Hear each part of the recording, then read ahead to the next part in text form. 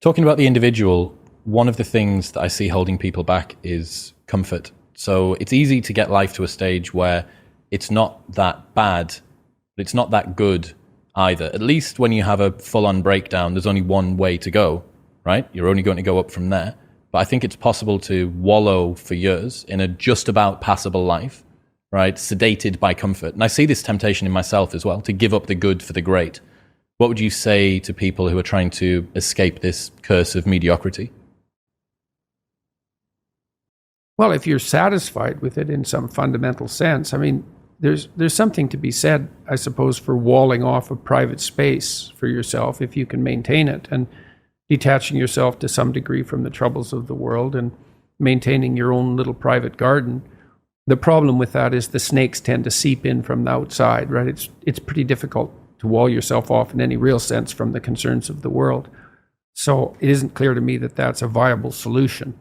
It also means that you might justify to yourself lack of civic engagement. You know, I shouldn't go to church. I shouldn't take part in the political process because it's all so corrupt. I should hide myself from all the annoying noise that's generated constantly on the media front. And I have some sympathy for that viewpoint, but I don't believe it's really possible, because you can't have a walled garden independently of the health of the broader society. It's just not possible. Maybe you can have it for a very short period of time, but if you're comfortable with what you have and it's genuine comfort, then I think, okay, but generally it's not. I think for the most part, it's people that have become sedated. You know, they've forgotten their dreams, but they've forgotten that they've forgotten them. Pink Floyd's Comfortably Numb is about this, right? They've become comfortably numb. I think most people... So I have this friend, and this story really hit me. So during the pandemic, running a podcast, I was able to have the thing that I feel I'm good at, my artistic pursuit and outlet, that was available for me to continue. It was actually increased because I didn't have other stuff to do. And I have a friend that's a barber, and he got a job at a supermarket. Barbers shut down for a long period of time, and he got a job at a supermarket stacking shelves overnight. And I asked him, I was like, man, how are you finding the new job? This is a big change. He's like, well, do you know what it is? I actually don't mind the work. I don't mind the people that I work with. But man, I miss being good at something. Right. Well, dude, that hit me so hard. Right. I missed being good at something. Yeah. Well, people need the opportunity to be good at something. So then you might ask yourself, well, what's the best antidote to the discomfort of life? And you might say, well, it's comfort. And I suppose that's what you act out when you swaddle a baby. But a better antidote is something like adventure to excellence. And that's far better antidote to suffering than the mere absence of suffering. So, not to say that the mere absence of suffering, that's not nothing, you know. Stepping out of that sedation from comfort's difficult, though, especially if you've become routinized to it. Yeah, well, that's the difficulty of maturity. You know, the Freudians said very wisely that the good mother necessarily fails. What's that mean? It means she stops providing the comfort that insulates people against the need for adventure. I heard you say recently that a mother's ability to let her child go out into the world, knowing that they're still vulnerable and that it's now down to them and the world to look after them, that's one of the bravest things that they can do. It's the female crucifixion. And that's exemplified best in, well, the best portrayal of that I've seen is Michelangelo's Pieta. You know, it's a statue of Mary, and she has Christ's body on her, as an adult, on her lap, and he's broken and destroyed, and, you know, she's displaying that. And that's the bravery of a mother, to allow that to happen. But not only that, to facilitate it. So what about... Way you go, kid. Way you go. Well, why? It's dangerous out there. It's like, yeah, no kidding. It's more dangerous here if you stay with me. By a lot. So you might lose your body out there in the world, but if you stay here, you lose your soul. How do you see that as an individual? Let's say that there isn't the mother there that's pushing you along.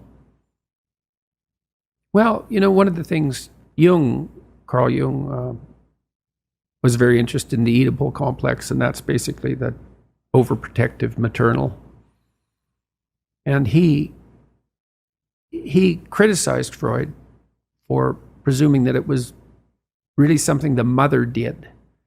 He said it's more relational than that. First of all, it would be something the father would allow to happen, assuming there was a father around, so let's not forget about the paternal contribution to allowing that to occur.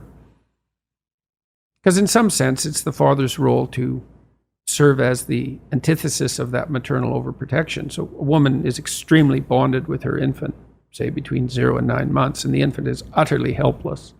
And so complete compassion and the provision of comfort is the only job that matters, and that's really the case. And then the woman has to switch gears to some degree. The mother has to switch gears as the child starts to become more mobile, fundamentally, and more independent. She has to let go of the infant, which is a real grieving process, and she has to start to facilitate this movement towards independence. But that's a hard shift, and so partly the role of the father in that is to be an advocate for the child's independence and to comfort the mother, to let her know that that degree of security provision is no longer necessary, but also to act as an advocate for the child's outgoing desire. And so it's the Oedipal situation is not only the mother, it's also, say, the weak father, but then it's also the child. So you can imagine, because Jung believed that these negotiated agreements were relational.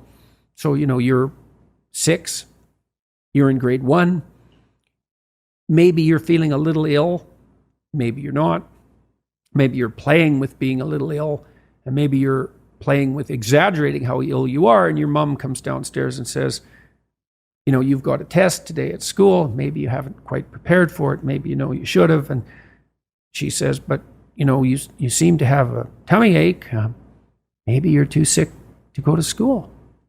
And the kid thinks, maybe I could just stay home and, mom could tuck me in and I wouldn't have to take that test and I wouldn't have to confront the world. And he says, yeah, Mom, my stomach really hurts. And away we go. And the child has made a choice. And you think, well, that's a catastrophic choice. And you think, well, children shouldn't be held accountable for choices they make at that age. It's like, that child's soon going to be an adult that's going to make very similar decisions. The choice has consequences, and to be held accountable for that is to recognize purely that the choice has consequences and that it is a choice. Now, you could say, well, 95% of the blame is to be put on the mother, and maybe that's an overestimate. I think it probably is. But the child could say, Mom, you don't have to worry about me. I'm going to get up and go do this. And that's choice. And that's the right choice. So these are always chicken and egg problems, obviously, but that fleshes out the complexity of the situation. If you're being enticed down a pathological road, you can accept or reject the invitation. Now, some people are better at enticing and some people enforce it more harshly. And, there's all sorts of individual variability in situations like this, but just because you're offered the bait doesn't necessarily mean that you have to take it. So, and I'm not a determinist. I do believe that people have free will, whatever that means. That's a murky subject and it gets complicated the more you look at it, but whatever. It's still a good shorthand way of describing the fact that we seem to be cursed with responsibility for our own destiny, at least to some degree.